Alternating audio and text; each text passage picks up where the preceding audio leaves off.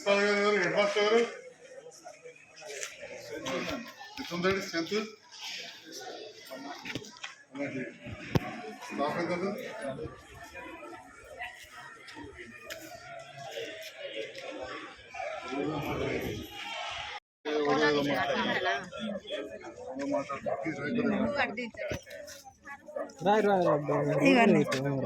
Ramachandra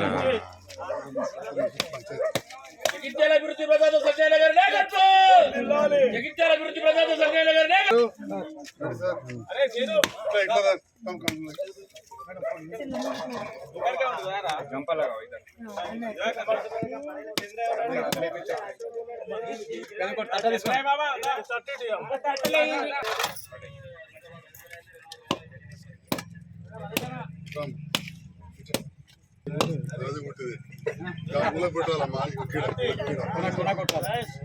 sir sir sir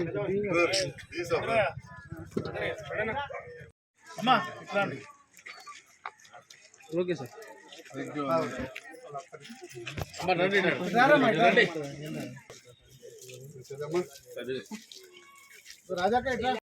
ప్రపంచ AIDS day సందర్భంలో ఈరోజు పడుతుందా ఇది లేకుండానే ఎయిడ్స్ డే సందర్భంలో అవగాహన సదస్సులు ప్రపంచవ్యాప్తంగా డిసెంబర్ 1 నాడు చేయడం జరుగుతూ ఉంది. ఎయిడ్స్ వ్యాధి విషయానికి వస్తే ప్రపంచవ్యాప్తంగా ఇప్పుడు అందరికి కూడా కొంతవరకు కాదు చాలా వరకే అవగాహన వచ్చింది. అయినా కానీ రకరకాల విషయాల్లో అశ్రద్ధ వహించడం, దాని ద్వారా ఎయిడ్స్ వ్యాధి సంక్రమించడం జరుగుతుంది. ఈరోజు గాంధీనగర్ జేఎస్.రామ్ వెల్ అర్బన్ హెల్త్ సెంటర్కి వచ్చిన సందర్భంలో ఇక్కడ కార్యక్రమం ఏర్పాటు చేసి మా డాక్టర్ గారు, సిబ్బంది, అదేవిధంగా మాజీ కౌన్సిలర్ శంకర్ అన్న, ఇంకా ఇతర కౌన్సిలర్లు, మాజీ చైర్మన్ గారు, భూషణ్ గారు అందరం కూడా రావాల్సి వచ్చింది. ముఖ్యంగా ఈరోజు నేను ఈ అత్యంత బాధాకరంగా అనిపించే వ్యాధి ప్రపంచవ్యాప్తంగా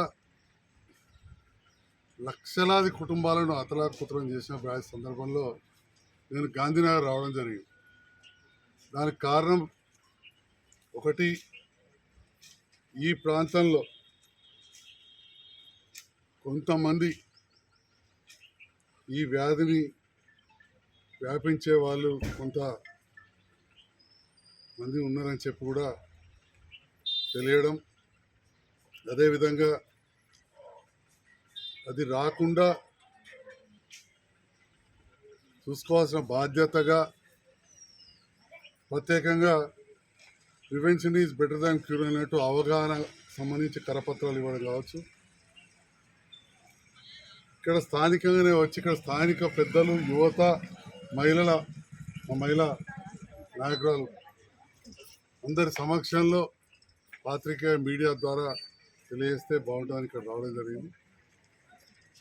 ఎలా ఉందో మరి భారతదేశంలో కూడా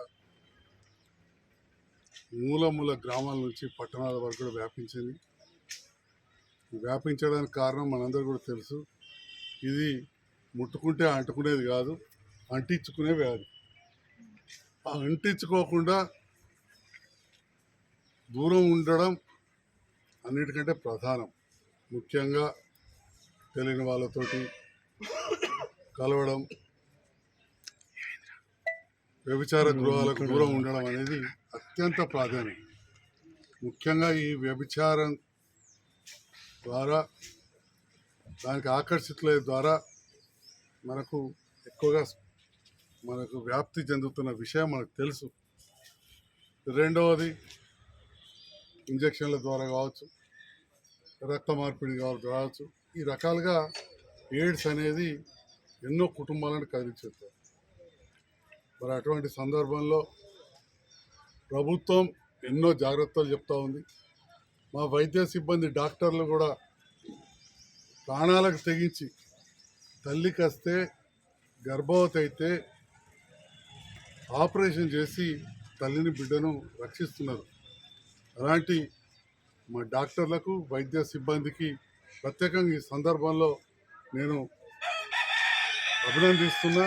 అందరు కూడా వారి త్యాగాన్ని ఎంత పొగిడినా తక్కువలేదు. చూస్తుంటాం మేము చాలాసార్లు. యాక్సిడెంట్ అయి వస్తాయి, రక్తస్రావం అవుతుంది, కాలు ఇరుగుతుంది. మా ఆర్థోపెడిక్ డాక్టర్లు కావచ్చు, మా దగ్గర కూడా కళ్ళ ఆపరేషన్లకు వస్తుంటారు.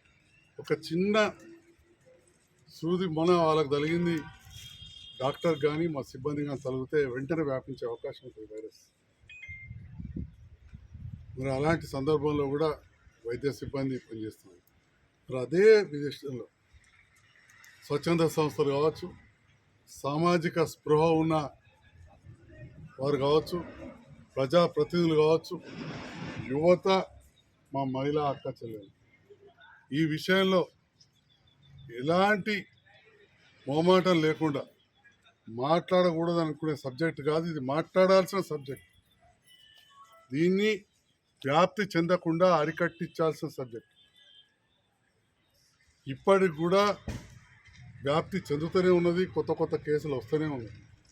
ఒకటే ఏంటంటే దీనికి కూడా మందులు ఉన్నాయి కాబట్టి చాలామంది ఆరోగ్యంగా కనబడుతుంటారు.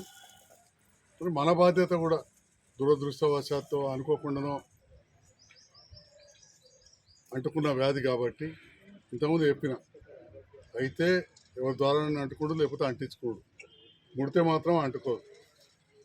కాబట్టి వాళ్ళు ఆరోగ్యంగానే కనబడతారు. ఆరోగ్యంగా ఉండాలని కూడా మనం కోరుకోవాలి, వారిని మనలో కలుపుకోవాలి, కలిసి ఉండాలి. కానీ అవగాహన మాత్రం పెంచాలి. వారు ఇంకోళ్ళకి అంటించకుండా వారికి ఇంజక్షన్ తీసుకుంటే వారే చెప్పాలి నాకు ఉన్నది, నా ఇంజక్షన్ పడేయు, లేదా వైద్యానికి వచ్చినప్పుడు డాక్టర్లకు నాకు ఉన్నది, కొద్దిగా జాగ్రత్త అని చెప్పాల్సిన అవసరం కూడా ఉంది. అని చెప్పి ఎయిడ్స్ వ్యాధి వల్ల ఒక్క ఆరోగ్యమే దెబ్బతినడం కాదు, ప్రపంచ ఆర్థిక వ్యవస్థ కూడా ఎన్నో రకాలుగా సతమతం. దీనికి కావాల్సిన డబ్బులు కావచ్చు, మందులు కావచ్చు, వాళ్ళని కాపాడుకోవడం కావచ్చు, ఆ కుటుంబాలు కూడా విచ్ఛిన్నమైపోతూ ఉంటాయి.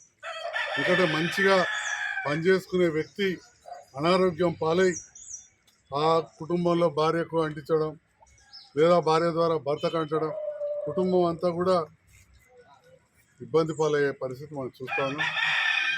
అటువంటి సందర్భంలో వారిని మనం మానసికంగా హింసించకుండా మనలో ఒకటిగా కలుపుకొని వారితో కలిసి వారి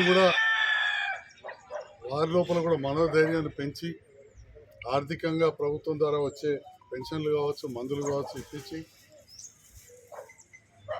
ఈ సమాజంలో ఒకరిగా ఉంచాలి.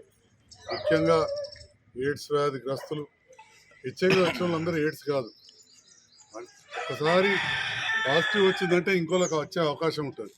ఎయిడ్స్ అంటే అది బాగా ముదిరి ఇమ్యూనోడెఫిషియన్సీ సిండ్రోమ్ వచ్చినప్పుడు అప్పుడు ఎయిడ్స్ అంటారు. కానీ వాళ్ళు మంచి బలమైన ఆహారం తీసుకొని చెడు అలవాట్లకు దూరం ఉండి ఆల్కహాల్ కానీ సిగరెట్లకు కానీ వీటన్ని దూరం ఉండి వ్యాయామం చేసుకుంటూ మంచిగా ఉంటే చాలా దశాబ్దాలు బతికే అవకాశం ఉంది. అట్లనే రెగ్యులర్గా టెస్ట్ చేసుకొని దాంట్లో కొన్ని రక్త కణాలు పెరిగినవి ఉంటాయి, అవన్నీ డీటెయిల్గా ఓదలుచుకోవాలి మెడికల్ సబ్జెక్ట్ కాకుండా. అటువంటి పరిస్థితుల్లో అప్పుడు మందులు ఇస్తారు. మందులు కూడా తప్పకుండా వాడితే ఆరోగ్యంగా ఉంటారని చెప్పి కూడా తెలియజేస్తూ ఈ ప్రపంచ ఎయిడ్స్ దినోత్సవ సందర్భంలో జగిత్యాల చుట్టుపక్కల ప్రజలందరికీ మా మీడియా ద్వారా సందేశం, ఇది అంటుకునే వ్యాధి కాదు, అంటించుకునే వ్యాధి. వ్యభిచార గృహాలకు దూరం ఉండడం అనేది అత్యంత ముఖ్యం. అసలు లేకుండానే చూడాల్సిన బాధ్యత కూడా ప్రభుత్వం మీద ఉంటుంది. దాంతో పాటుగా దురదృష్టవశాత్తు కొన్ని మానసిక బలహీనత వల్ల అంటించుకున్న వాళ్ళు ఉన్నది ఉన్నట్టు చెప్పి ఇంకొకరికి అంటకుండానైతే చూసుకోవాల్సిన బాధ్యత కూడా వారిపైన ఉంటుందని చెప్పి కూడా తెలియజేస్తూ ఈనాడు జేఎస్ రామవేల్ హాస్పిటల్ అట్లే పరిశీలించడానికి రావడం జరిగింది. అక్కడ కూడా కొన్ని సూచనలు మా డాక్టర్ గారికి వాళ్ళకి చేయడం జరిగింది. దాంతోపాటుగా 11వ వార్డు పేద దళితుల కోసం దాదాపు 65-70 ఏళ్ళ కింద కట్టిన వార్డు. ఇంత మంచిగా రోడ్లు ప్లాన్ తోటి ఉన్న ఏరియా. ఇంకా కొన్ని మిగిలిపోయిన రోడ్లు కల్వర్ట్లు చేస్తున్నాం. 50-60 ఏళ్ళ కిందటిది కాబట్టి మళ్ళీ కూడా వేయాల్సి వస్తున్నాయి కొన్ని చోట్లలో. అదేవిధంగా ఇక్కడ ఒక పార్క్ కూడా డెవలప్ చేసాం. దాన్ని అక్కడ బాబు జగ్జీవన్ రామ్ పార్క్గా మంచిగా బ్రహ్మాండంగా అభివృద్ధి చేయాలని చెప్పి కూడా నాకు ఆకాంక్ష. ఇక్కడి దళితులు సహకరించాలని కూడా కోరుతా ఉన్నా. ఈ ప్రాంత వాస్తవులు వేరే అన్ని కులాల వాళ్ళు కూడా ఇప్పుడు ఇక్కడికి వస్తున్నారు. ఇప్పుడు జ్యోతిబా ఫులే విగ్రహం పెట్టాలన్నప్పుడు రోడ్డు మీద కలెక్టరేట్ దగ్గర అంటే నేను బీసీ సంఘాల వాళ్ళని మెప్పించి జ్యోతిబా ఫులే పార్క్ తయారు చేసి అక్కడ మంచి విగ్రహాలు పెట్టాం. అట్లనే ఇక్కడ కూడా పార్కు ఏర్పాటు చేసే విషయంలో ఇంకా వేరే కాడ పెట్టినా కానీ ఇక్కడ కూడా విగ్రహం ఏర్పాటుకు అంటే ఇక్కడ పెడితే అక్కడ పెట్టి మళ్ళీ అదో రాజకీయం చేయదిక్కరి. తప్పకుండా ఈ పార్కు అభివృద్ధి కూడా నిధులు మంజూరు కూడా మన ప్రపోజల్స్ ఇచ్చినాం. అవన్నీ కూడా చేయాల్సింది కూడా కోరుతూ ఇప్పుడు దాదాపు 84 లక్షలతోటి పనులు చేయడం జరుగుతూ ఉంది. ఈరోజు 11 లక్షలతోటి అభివృద్ధి పనులకు పూర్తి చేస్తామని చెప్పి తెలియజేస్తుంది. పార్టీ